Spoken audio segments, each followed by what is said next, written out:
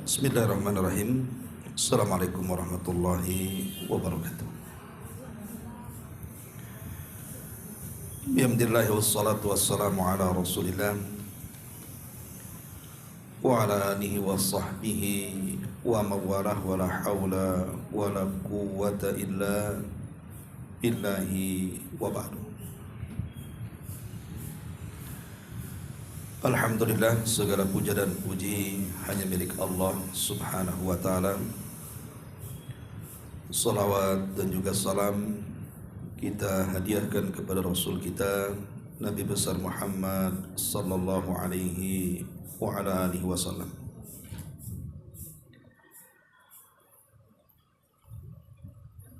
Kita lanjutkan kajian kita, masih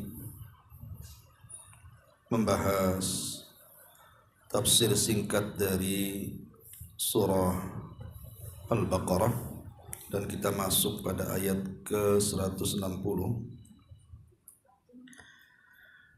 A'udzubillahi minasyaitonir rajim. Bismillahirrahmanirrahim. Illal ladzina tabu wa aslahu wa bayyanu fa ulaika atubu alaihim wa ana tawwabur rahim. Innal ladzina kafaru wa matu wa hum kuffarun ulaika alaihim la'natullahi wal malaikati wan nasi ajmain, kecuali mereka yang telah bertobat kemudian mengadakan perbaikan dan menjelaskannya, mereka itulah yang aku terima tobatnya, dan akulah yang maha penerima tobat lagi maha penyayang. Dan sungguh orang-orang kafir itu kalau mati dalam keadaan kafir, mereka akan mendapatkan laknat Allah, laknat para malaikat, dan laknat seluruh manusia. Ayat ini masih melanjutkan ayat sebelumnya tentang dosa orang yang menyembunyikan kebenaran. Orang-orang yang tahu mereka berada di atas kebenaran tapi tidak mau menyampaikan kebenaran itu, bahkan cenderung menyembunyikannya. Seperti orang-orang Yahudi yang mereka menyembunyikan hakikat kenabian dan kerasulan Nabi kita Muhammad sallallahu alaihi wasallam, mereka sembunyikan padahal mereka tahu dia seorang nabi. Maka Allah subhanahu wa ta'ala ancam orang-orang yang menyembunyikan itu, kalau mereka tidak bertobat maka mereka akan mendapatkan laknat Allah, laknat malaikat, dan laknat manusia. Tetapi kalau mereka bertobat kepada Allah azza wa jal, mengadakan perbaikan dan menjelaskan hakikat yang tersembunyi dari al-haq, kebenaran itu, maka mereka akan diterima tobatnya, dan Allah katakan akulah yang maha penerima tobat lagi maha penyayang. Baik, di sini Allah subhanahu wa ta'ala mengatakan illal ladzina tabu, kecuali orang-orang yang bertobat. Kita tahu bahwa tobat itu kan ada rukun-rukunnya yang disebut dengan taubatan nasuha. Nasuha itu artinya dari kalimat nasihat. Jadi taubat yang menasihati orang yang bertobat, maka disebut nasuha. Artinya kalau orang bertobat dan tidak menasihati orang yang bertobat itu sendiri, maka tobatnya belum nasuha. Dan sepakat para ulama mengatakan bahwa di antara syarat tobat itu ada berapa? Ada 5. Pertama, al-ikhlas. Tobat itu harus didasari dengan keikhlasan. Memang maksud tobatnya itu karena Allah subhanahu wa ta'ala, bukan karena yang lainnya. Karena ada orang yang bertobat itu bukan karena Allah. Dia berhenti dari maksiat itu boleh jadi karena habis duitnya, sehingga tidak bisa lagi berzina, minum khamar, berjudi dan yang semacamnya. Atau karena sakit. Dia berhenti maksiat itu karena sakit. Sebab kalau dia tetap maksiat makin parah penyakitnya. Atau karena manusia, karena malu dan begitu seterusnya, maka itu bukan taubat. Karena taubat itu harus didasari dengan keikhlasan. Yang kedua, al-iqla' 'anidz dzambi. Betul-betul dia melepaskan seluruh dosa-dosa yang hendak dia tobati. Kalau dia bertobat dari khamar, ya jangan lagi cerita khamarnya, tengok botolnya saja dia sudah benci. Jangan lagi tempat ataupun wanita-wanita pelacurnya, tempat lokalisasinya saja dia langsung lari. Jadi betul-betul membuang segalanya. Al-iqla' 'anidz dzambi. Kemudian yang paling penting adalah yang ketiga. Dalam taubatan nasuha ini yang paling penting. An-nadamu 'ala fi'li. Dia harus menyesali semua perbuatan yang sudah dia lakukan dari dosa. Karena ulama banyak yang mengatakan an-nadamu ruknut taubatil a'zam. Penyesalan dalam bertobat itu rukun tobat yang paling besar. Dan itu disebutkan oleh Abdullah ibn Mas'ud radhiyallahu an, dia mendengar Nabi SAW bersabda, an-nadamu taubatun. Penyesalan itu bagian daripada tobat. Maka menyesal itu adalah seagung-agungnya dalam rukun tobat. Maksudnya menyesal dari perbuatan maksiat yang pernah dia lakukan. Sebutkan maksiat apa yang pernah dilakukannya, maka menyesallah dengan maksiat yang pernah dilakukannya. Karena kalau tidak ada penyesalan, dia akan balik lagi tuh melakukan perbuatan dosa tadi.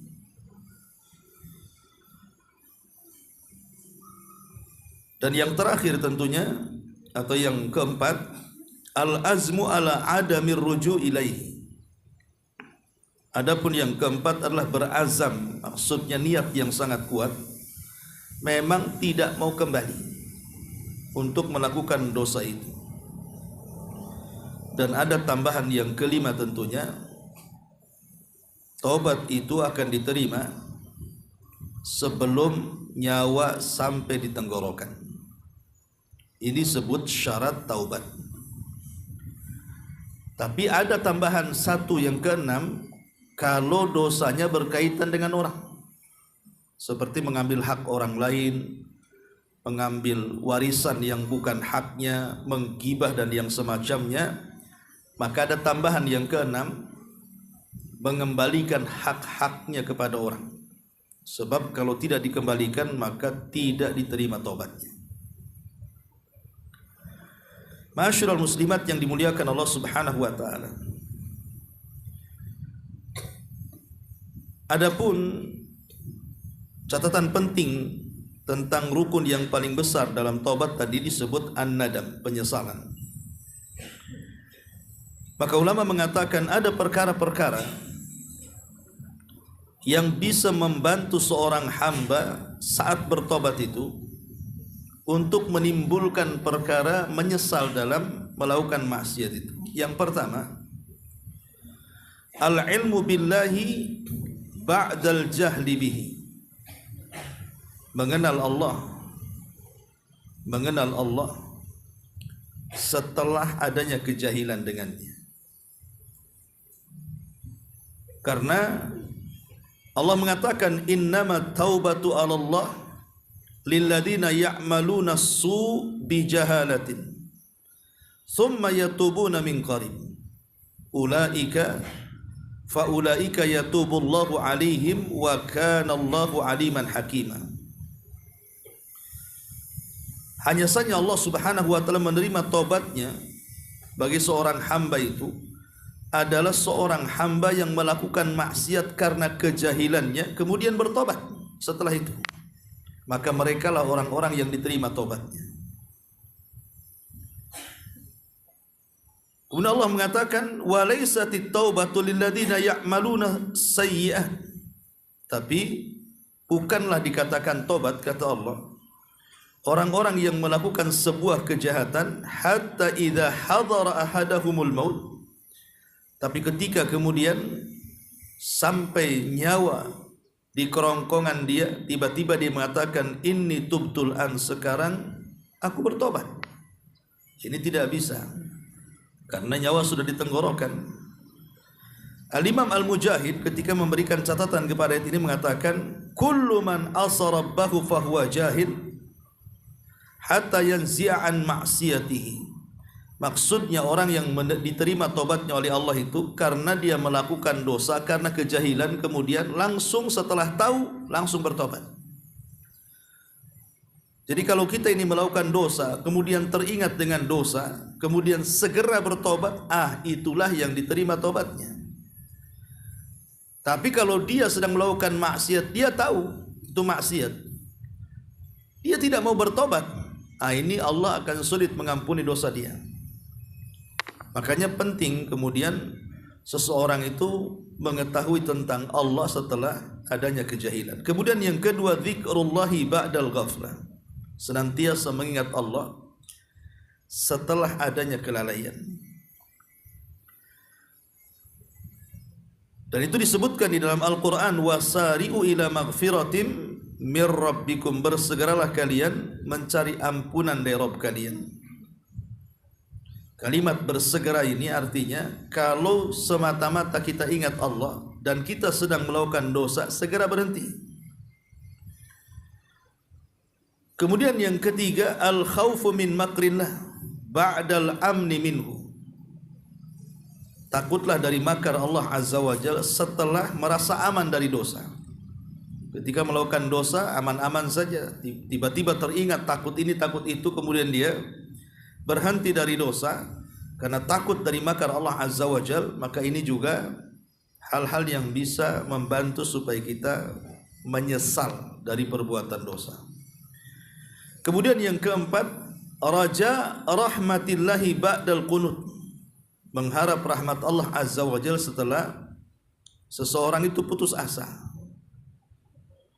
Lah, 4 perkara ini kata para ulama bisa membantu seorang muslim untuk merealisasikan rukun tobat yang disebut dengan an-nadam tadi. Ma'asyiral muslimat yang dimuliakan Allah Azza wa Jalla, tentu amalan seseorang itu tidak akan semangat dilakukan kecuali tahu fadilah dan keutamaannya. Termasuk juga tobat. Tobat kan ibadah. Orang tidak atau malas untuk melakukan tobat kalau dia tidak mengetahui apa rahasia dan keutamaan di balik tobat itu. Pertama, bahwa taubat itu tariqun ila mahabbatillah. Taubat itu adalah jalan untuk meraih kecintaan kita kepada Allah Azza wa Jalla. Dan itu berdasarkan ayat Al-Quran, innallaha yuhibbu at-tawwabin. Allah itu senang dan cinta dengan orang-orang yang bertobat. Jadi yang pertama, bahwa tobat itu jalan menuju kecintaan Allah. Kenapa kita perlu meraih kecintaan Allah Azza wa Jalla? Karena kalau Allah sudah cinta dengan kita, hadis yang sering saya baca di sini, Allah akan panggil para malaikat. Salah satunya malaikat yang dipanggil adalah malaikat Jibril. Kemudian Allah Subhanahu wa taala akan berfirman kepada malaikat Jibril, ya Jibril, inni uhibbu fulanan. Jibril, aku suka dengan si fulan. Kamu harus suka juga. Maka Jibril pun kemudian menyukai orang yang Allah sukai. Kemudian Jibril akan memanggil seluruh malaikat-malaikat Allah dimanapun mereka berada. Kemudian Jibril akan mengatakan, ya malaikatallah, innallaha ahabba fulanan fa'ahibbuhu. Wahai malaikat-malaikat Allah dimanapun kalian berada, Allah cinta dengan si fulan, maka kalian harus cinta dengan si fulan. Maka semua malaikat menanamkan kecintaan kepada orang yang Allah cintai. Maka ketika seluruh malaikat di langit menanamkan kecintaan kepada orang yang Allah cintai, maka Allah akan tanamkan kecintaan kepada penduduk bumi, baik manusia, hewan atau jinnya, kepada orang yang Allah subhanahu wa ta'ala cintai. Begitu besarnya keutamaan orang yang dicintai Allah azza wa jalla. Salah satunya meraih kecintaan Allah itu dengan cara bertobat. Ini yang pertama. Yang kedua, jadi taubat sendiri adalah tariqun ilal jannah. Dia adalah jalan menuju sorga. Jalan yang paling mudah menuju sorga itu adalah dengan cara bertobat. Dan itu disebutkan dalam Al-Quran, illa man taba wa amana wa amila saliha faulaika yadkhulunal jannah. Kecuali orang-orang yang bertobat, beriman, beramal saleh, maka mereka akan dimasukkan ke dalam surga. Yang ketiga, at-taubatus sadiqatu yubaddilullahu bihal as-sayyiatil hasanat. Bahwa taubat yang benar-benar jujur itu, Allah akan ganti seluruh keburukan yang pernah kita kerjakan, diganti dengan sebuah kebaikan. Bayangkan kalau seandainya kita ini melakukan dosa, mulai dari akil balik sampai sekarang, umpamanya usianya ada yang sudah 40, 50, 60 gitu kan. Berapa banyak dosa yang kita bawa tuh di hadapan Allah. Tetapi kalau kita bertobat satu kali saja, kemudian setelah itu Allah wafatkan di atas tobat kita, maka seluruh keburukan itu Allah ganti dengan sebuah kebaikan. Apa tidak indah tobat ini? Makanya dahulu di zaman Nabi ada seorang kakek-kakek, usianya sudah hampir 100 tahun. Tidak ada dosa yang ditinggalkan dalam kehidupannya, mulai dosa kecil sampai dosa besar, dia lakukan semuanya. Jadi dia datang menghadap Nabi SAW dan mengatakan, ya Muhammad, afi dinika taubatun. Wahai Muhammad, apakah dalam agamamu itu ada tobat orang seperti aku? Kata Rasul, kenapa? Dia mengatakan, laqad fa'altu dzamban 'aziman law wuzi'at ala ahlil ardi la ahlakathum. Karena aku sudah banyak melakukan dosa yang kalau ku bagi-bagi dosaku kepada sebuah negeri cukup menghancurkan negeri itu. Maka Nabi SAW mengatakan, kalau begitu bersyahadatlah. Katakan asyhadu an la ilaha illallah wa anni rasulullah. Maka Allah akan ganti seluruh keburukanmu dengan kebaikan. Kakek ini tidak percaya dan kurang yakin juga, dia mengatakan, apakah betul? Kata Rasul, betul. Tiba-tiba kakek ini mengatakan, asyhadu an la ilaha illallah wa annaka rasulullah. Maka Rasul mengatakan, Allahu akbar, Allah maha besar, Allah sudah mengganti seluruh keburukanmu dengan kebaikan. Karena taubat itu bisa menghancurkan dosa-dosa sebelum taubat. Sama dengan Islam juga menghancurkan dosa-dosa sebelum Islam. Maka ini yang ketiga. Yang keempat, taubat itu sababun fin syirahi sadri, sebab lapangnya dada. Orang kalau diterima taubatnya oleh Allah Azza wa Jalla, lapang itu dadanya. Tapi orang yang tidak bertobat kepada Allah, sempit dadanya. Karena dosa itu menyempitkan dada, dan tobat itu melapangkan dada. Makanya banyak kok pernyataan-pernyataan para pelaku riba yang sudah bertobat itu. Masya Allah Ustaz, setelah saya meninggalkan riba, saya tenang hidup saya, walaupun ya ala kadarnya, tapi berkah, tidak ada masalah, tidak dikejar-kejar ini itu. Ya memang tobat itu bisa melapangkan dada dalam setiap hal, bukan hanya dosa riba saja, semua dosa. Ya. Kemudian yang kelima, hamalatul arsy yad'una lit-taibin. Malaikat-malaikat pemikul arsy itu mereka ikut mendoakan kepada kita yang bertobat kepada Allah Azza wa Jalla. Karena Allah yang mengatakan, alladzina yahmiluna al-arsha wa man hawlahu yusabbihuna bihamdi rabbihim wa yu'minuna bihi wa yastaghfiruna lilladzina amanu. Dan para malaikat pemikul arsy dan malaikat-malaikat di sekitarnya, mereka bertasbih dengan memuji Rabb mereka, beriman dengannya dan memintakan ampun, di sini syahidnya, kepada orang-orang yang beriman. Jadi orang-orang yang bertobat akan dipuji oleh para malaikat yang ada di atas arsy sana. Bahkan akan mendoakan kepada kita yang bertobat supaya dosa-dosa kita diampuni oleh Allah Azza wa Jalla. Kemudian yang keenam, bahwa at-taubah itu, tobat yang benar itu, akan senantiasa diterima oleh Allah Azza wa Jalla, walau taqarrara minhu dzam, walaupun kita berulang-ulang melakukan dosa. Asal kita bertobat setiap melakukan dosa, pasti Allah terima dosa kita.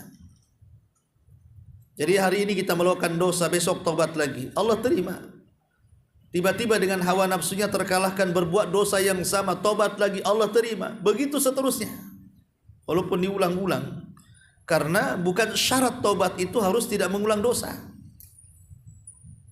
Karena manusia itu kan tidak mungkin lepas dari dosa, pasti terjerumus kepada dosa. Suatu ketika pun pasti masuk. Tidak dosa yang ia tobati, mungkin dosa yang lainnya. Tapi manusia tidak mungkin lepas dari dosa. Tetapi karena Allah itu Rahman dan Rahim, walaupun terulang-ulang dosa, dengan terulang-ulang tobat, tetap Allah Subhanahu wa ta'ala akan menerima tobat kita. Ma'asyiral muslimat yang dimuliakan Allah Subhanahu wa ta'ala. Dan banyak lagi tentang keistimewaan tobat. Dan tobat juga salah satu bisa menurunkan hujan, ya, menghilangkan kesulitan hidup kita dengan menurunkan hujan, memperbanyak keturunan, kemudian juga bisa memperbanyak rizki dan kekayaan, berdasarkan dalam Quran surah Nuh ayat 10-12. Adapun rahasia di balik tobat itu, apa sih rahasianya? Kalau tadi kan keutamaan-keutamaannya, tentu ada rahasia-rahasia di balik tobat itu. Di antara rahasia di balik tobat itu, annaha tu'arriful abda haqiqata nafsihi. Di balik rahasia tobat itu, seorang hamba akhirnya kenal tentang siapa dirinya. Kalau orang bertobat kepada Allah Azza wa Jalla, menyesali seluruh dosanya, berarti hamba ini paham siapa dia di hadapan Allah Subhanahu wa ta'ala. Kemudian yang kedua,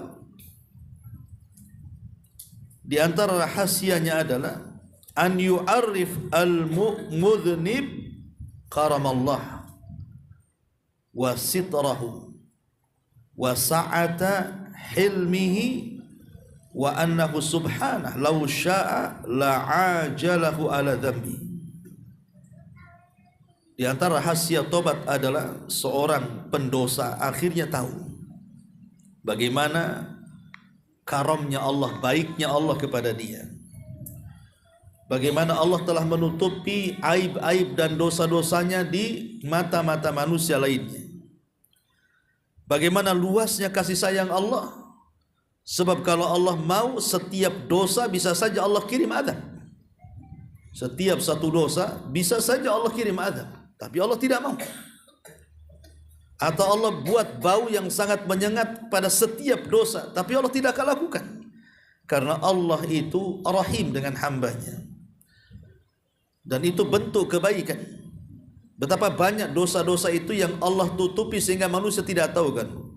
Sebab kalau manusia tahu aib, dan kalau seandainya aib satu saja terbongkar, bisa saja dia mungkin malu seumur hidup tuh. Mungkin tidak mau hidup lagi di dunia kalau aibnya terbongkar. Dan betapa banyak orang-orang yang aibnya terbongkar berakhir dengan bunuh diri karena malunya, menanggung malunya luar biasa, akhirnya pindah negeri dan begitu seterusnya. lah ketika semua tertutup atau ditutupi oleh Allah Subhanahu wa taala, dan itu bentuk karamnya Allah, itu menunjukkan rahasia di balik tobat itu seperti itu. Kemudian yang ketiga, an yu'amilal abdu bani jinsihi fi zallatihim wa isa'atihim bima yuhibbu an yu'amilahu Allahu bihi fi isa'atihi wa zallatihi wa dhunubihi fa innal jaza min jinsil amal. Seorang hamba ketika tahu di balik tobat itu akan bermuamalah dengan jenis masing-masing pada penyimpangan atau keburukannya, sebagaimana Allah Subhanahu wa taala juga bermuamalah kepada hamba yang melakukan keburukan kepadanya. Artinya kalau seandainya kita ini melakukan, ada saudara kita melakukan kejahatan kepada kita, ya, dan kita tahu bahwa Allah sendiri sejahat apapun hamba ketika bertobat pasti diampuni.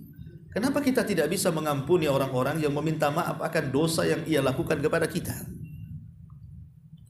Allah saja dosa yang paling besar apa? Syirik.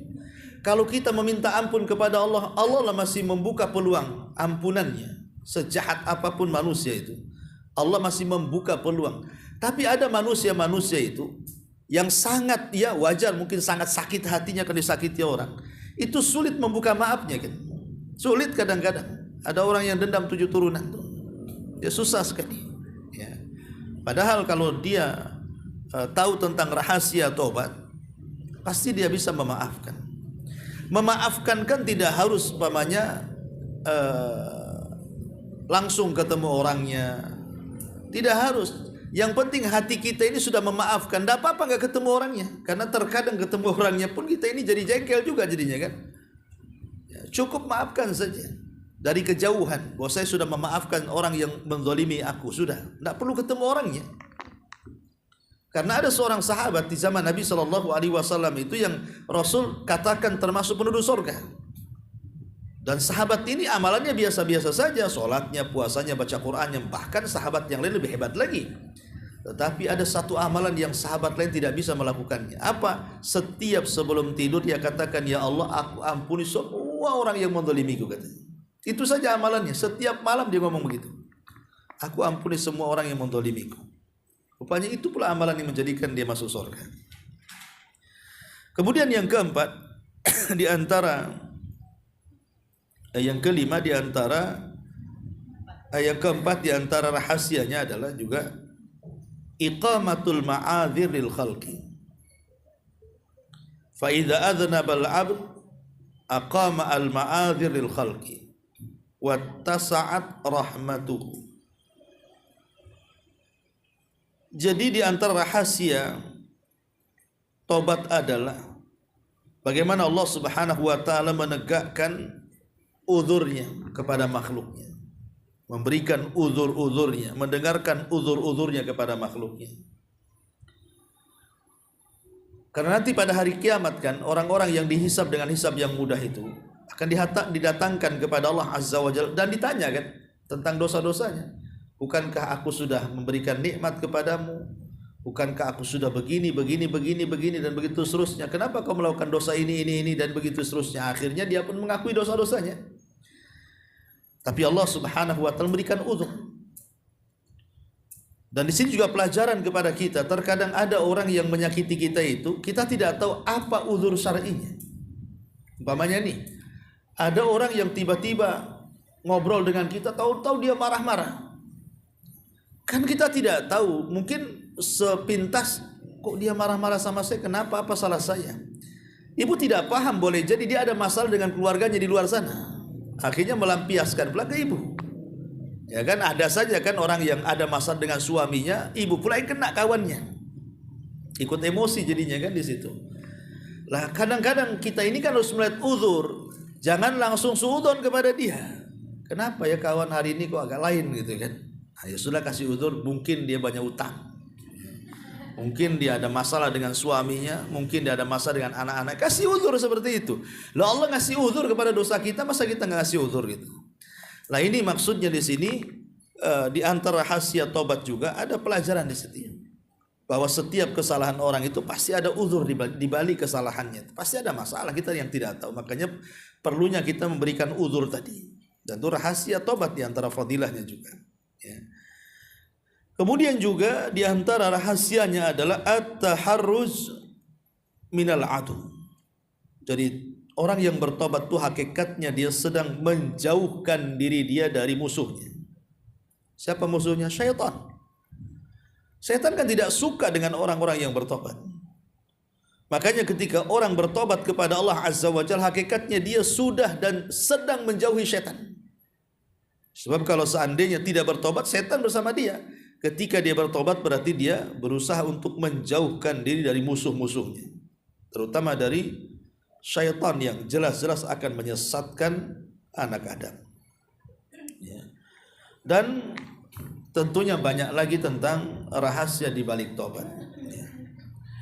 Ma'asyiral muslimat yang dimuliakan Allah Subhanahu wa taala, setelah kita tahu bagaimana keutamaan taubat, kemudian rahasia di balik tobat dan faedah-faedahnya, maka seorang muslim tidak boleh kemudian menanamkan dalam hidupnya itu at-taswif. Taswif itu kalimat saufa dan saufa. Dalam bahasa Arab saufa itu artinya menanti-nanti dan menunggu-nunggu tobat. Kapan lu tobat? Nanti. Kapan? Nantilah habis haji. Setelah haji masih juga. Katanya sudah haji mau tobat, nantilah haji kedua katanya. Ya kan begitu, ada orang yang lagunya itu nanti-nanti. Nanti kalau usia 40 katanya. Dan 40 masih juga makin tua-tua keladi, ya. Jadi ada orang yang dalam hidupnya itu selalu menanti-nanti tobat. Nanti. Ingat bahwa menanti-nanti kalimat ini bahaya dalam tobat. Pertama, asarnya, pengaruhnya, al-hasratu wan nadam. Dia akan rugi dan akan menyesal fi waqtil la tanfa'u fihi al-hasratu wan nadam. Di waktu yang tidak ada manfaat lagi penyesalan dan juga tidak ada lagi manfaat adanya penyesalan tadi. Makanya Allah mengatakan dalam surah Al-Mu'minun itu, hatta idza jaa ahadahumul maut qala rabbirji'uni la'alli a'malu salihan fima tarak kalla innaha kalimatun huwa qailuha wa min waraihim barzakhun ila yaumi yub'atsun. Karena begini Bu, kalau kita ini selalu mengundur-undurkan tobat dengan mengatakan akan, nanti dan begitu seterusnya, yang namanya kematian itu tidak tahu. Kematian itu tidak tahu kapan datangnya. Seandainya kemudian Allah takdirkan dia mati mendadak, apa ibu tahu pulang dari sini ibu tetap hidup? Nggak ada yang tahu. Siapa yang tahu kita pulang dari sini hidup? Lah karena kita tidak tahu bahwa kematian itu terkadang ada yang sifatnya dadakan. Setelah mati apakah kemudian kita akan menyesal dan akan bertobat? Kan tidak mungkin. Makanya jangan sampai dengan kalimat nanti itu akan mengalami al-hasratu wan nadam, penyesalan di waktu yang tidak ada guna penyesalan itu. Setelah kematian gak ada guna lagi. Kemudian yang kedua, al-hirman minal ajri wath thawab. Jangan sampai diharamkan dari melakukan perbuatan yang di dalamnya ada pahala dan kebaikan. Sebab kalau orang bergelimang maksiat terus tak tobat-tobat tuh, kapan berbuat baiknya? Nah itu sama menghambur-hamburkan usia namanya. Usianya sudah pendek, tidak mau tobat-tobat, dosa aja yang banyak, pahala pula sedikit. Ini sama mengharamkan dalam kehidupannya untuk meraih pahala sebanyak-banyaknya. Ya. Kemudian yang ketiga, kalau orang sudah mengatakan nanti dalam bertobat tuh pasti akan dilengketkan dalam hatinya su'ubatut taubah.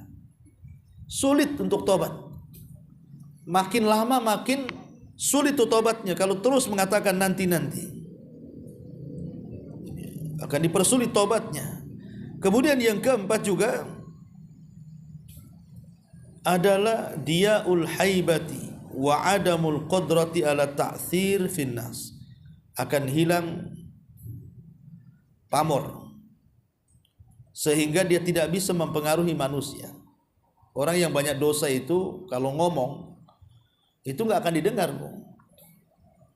Namanya kita tahu orang ini suka banyak maksiatnya, tiba-tiba nasihati kita tidak sudah tahu siapa dia, tiba-tiba ngasih nasihat macam-macam. Namanya dia maling, kamu jangan maling, kita tahu dia maling, tiba-tiba ngomong sama kita kau jangan maling, lah kau aja maling kan gitu ya. Jadi hilanglah pengaruhnya nasihat kepada orang itu, karena tahu dia itu di atas maksiat. Nah, itu bisa menghilangkan haibah, ya, menghilangkan pamor ataupun apa haibah dalam bahasa kita ini, semacam pamor lah. Ya, kalau ngomong itu nggak didengar jadinya. Kemudian juga yang kelima, ketika seseorang itu mentaswib tadi, mengatakan nanti-nanti, ya, maka dia telah luput kepadanya sebuah waktu yang berjalan dengan cepat. Dan waktu akan ditanya di hadapan Allah. Dia tidak menghargai waktu. Ingat, setiap waktu yang kita keluarkan dari nafas kita itu akan ditanya di hadapan Allah. Makanya Nabi SAW mengatakan, la tazulu qadama abdin hatta yus'al an arba. Akan ditanya anak Adam itu tentang 4 perkara sebelum kakinya melangkah ke titian. Salah satunya adalah an umrihi fi ma'afna, usiamu loh, kemana kau habiskan. Itu akan ditanya di hadapan Allah Subhanahu wa ta'ala. Masyarul muslimat yang dimuliakan Allah Subhanahu wa ta'ala, adapun bagaimana caranya supaya kita ini tidak menanti-nanti taubat. Bagaimana caranya? Apa sih obatnya? Yang pertama, lihat sejarah kaum salaf. Lihat sejarah kaum salaf. Bagaimana mereka memanfaatkan waktu yang luar biasa. Dan lihat juga akibat orang-orang yang menanti-nanti tobat. Contoh namanya Fir'aun. Dia bertobat itu setelah mau tenggelam dan mengatakan amantu bima amanat bihi banu Israil. Diterima tobatnya Fir'aun, ditolak. Maka lihat kisah-kisah seperti ini, ya, supaya jangan sampai kematian kita seperti Fir'aun. Kemudian yang kedua, mengingat kematian dan mengingat tentang adanya hari akhir. Sebab kalau orang ingat mati, pasti mikir dia mau tobat nanti-nanti itu. Atau mikir setelah peristiwa kiamat bahwa akan banyak peristiwa di padang mahsyar itu sampai orang masuk ke surga atau ke neraka, tentu juga akan terpikir untuk menanti-nanti tobat itu, karena ada pertanggungjawaban di hadapan Allah Subhanahu wa ta'ala. Kemudian juga yang ketiga, al-ihtiraz minal ma'asi was-sayyi'at bi alla yaqa'a fiha al-muslim aslan wa in waqa'a badara bit-taubah. Berusaha keras untuk menjauhi maksiat. Kalaupun harus terjerumus kepada maksiat karena kita manusia, segera tobat. Supaya jangan memiliki kalimat nanti-nanti. Kemudian juga yang keempat, menjauhi teman-teman as-sayyi, teman-teman yang buruk. Karena biasanya susahnya bertobat orang itu karena kebawa kawan biasanya. Ya. Ketika kawannya ahli maksiat itu jadinya susah dia untuk bertobat karena lihat kawannya. Kemudian juga adamul istihanati bi ayyi amrin minal umur. Jangan meremehkan sekecil apapun dosa. Dan jangan suka membagi-bagi dosa. Oh, dosa itu ada 2 Ustaz, dosa kecil, dosa besar. Saya kan masih dosa kecil saja, belum sampai dosa besar. Jadi orang yang membagi-bagi dosa itu biasanya terangsang untuk melakukan dosa. Ini kan kecil saja, nggak gede gitu. Dia tidak sadar dosa itu bukan masalah kecil besarnya, tapi kepada siapa Anda melakukan dosa. Karena pembagian dosa ini dosa besar, ini dosa kecil itu hanya pembagian para ulama. Nabi tidak pernah membagi ini dosa kecil, dosa besar, tidak ada dalam hadis itu. Cuman ulama yang membagi ini dosa besar, ini definisinya, ini dosa kecil, ini definisinya untuk takribul fahmi, memahamkan ketika kita ini mempelajari soal dosa. Tapi pembagian dosa kecil dosa enggak ada dalam Quran. Dan dalam hadis Nabi SAW, dosa itu sama di hadapan Allah. Cuman ulama ingin membagi, ini dosa besar, ini dosa kecil, ini dosa besar terbagi lagi, dan begitu seterusnya. Bagi kita tidak penting pembagian itu. Yang harus kita tanamkanlah kepada siapa kita melakukan dosa, kepada Allah yang sudah memberikan nikmat yang banyak kepada kita. Ya. Itu juga bisa supaya kita jangan at-taswif. Ya. Termasuk juga dawamud doa ilallahi azza wa jalla. Teruslah berdoa kepada Allah azza wa jalla agar kita dihilangkan dari sifat malas dan sifat lemah. Allahumma inni a'udzubika minal ajzi wal kasal. Karena yang membuat orang itu nanti-nanti tobat itu dua perkara, malas dan juga al-az, ya, malas dan juga lemah. Sehingga lemah dia untuk segera bertobat dan malas untuk segera bertobat. Ya.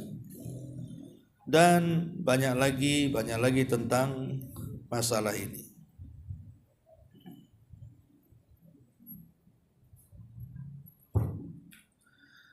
Masyarul muslimat yang dimuliakan Allah Azza wa Jalla. Yang terakhir,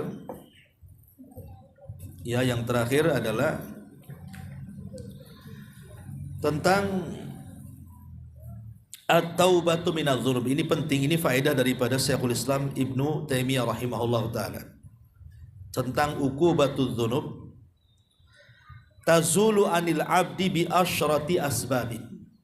Kata Syekhul Islam Ibnu Taimiyah rahimahullahu taala bahwa dosa itu kan, setiap dosa itu kan ada akibatnya, ada iqabnya, ada siksanya.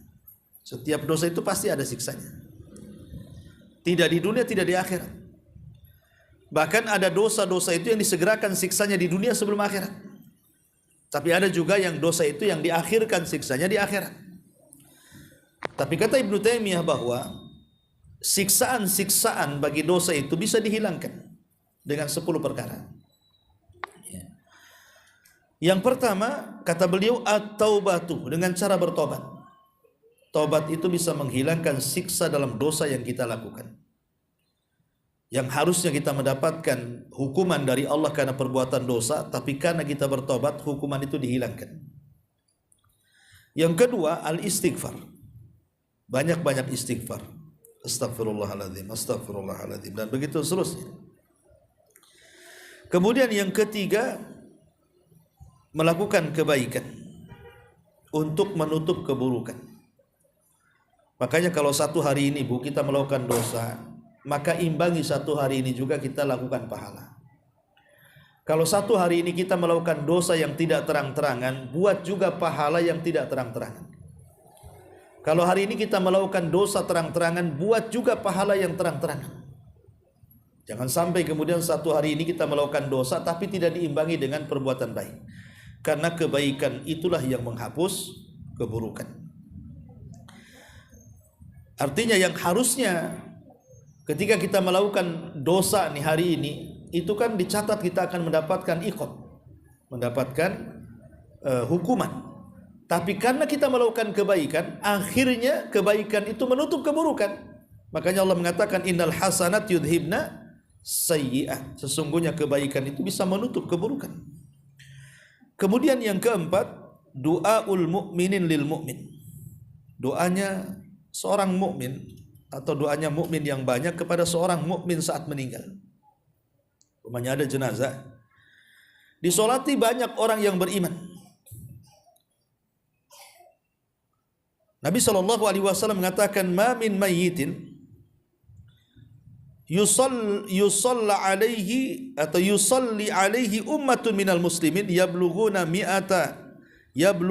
mi'atan kullahum yashfa'una illa syufi'u fihi.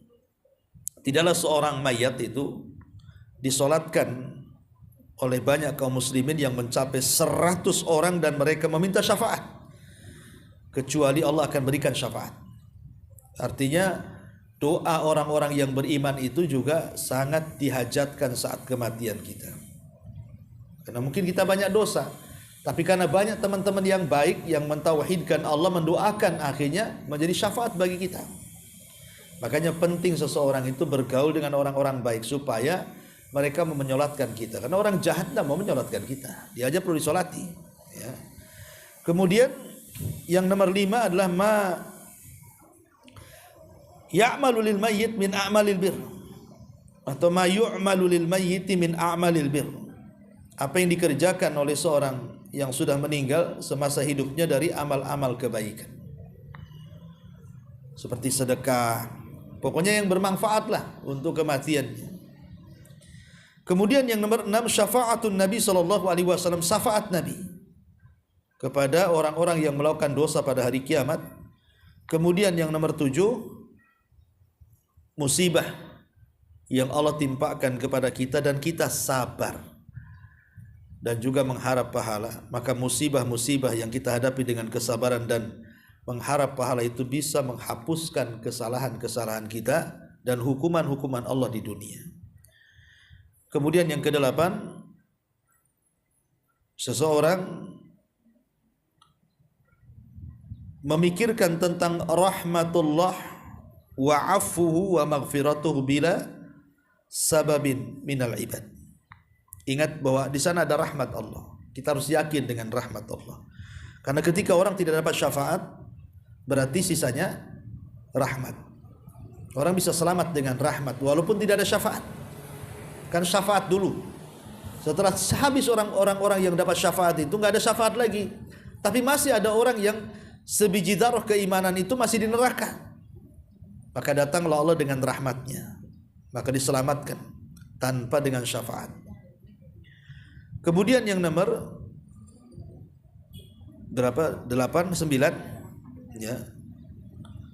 Ahwalu yaumil qiyamah wa karbuha wa syadaiduha. Seseorang mengenang tentang dahsyatnya hari kiamat, kata Ibnu Taimiyah. Jadi seseorang merenung, tafakur bahasa kitanya ya. Kemudian ingat gimana nanti kiamat, gimana nanti kuburan, gimana nanti padang mahsyar. Pokoknya betul-betul dia tafakur kepada Allah Azza wa Jalla.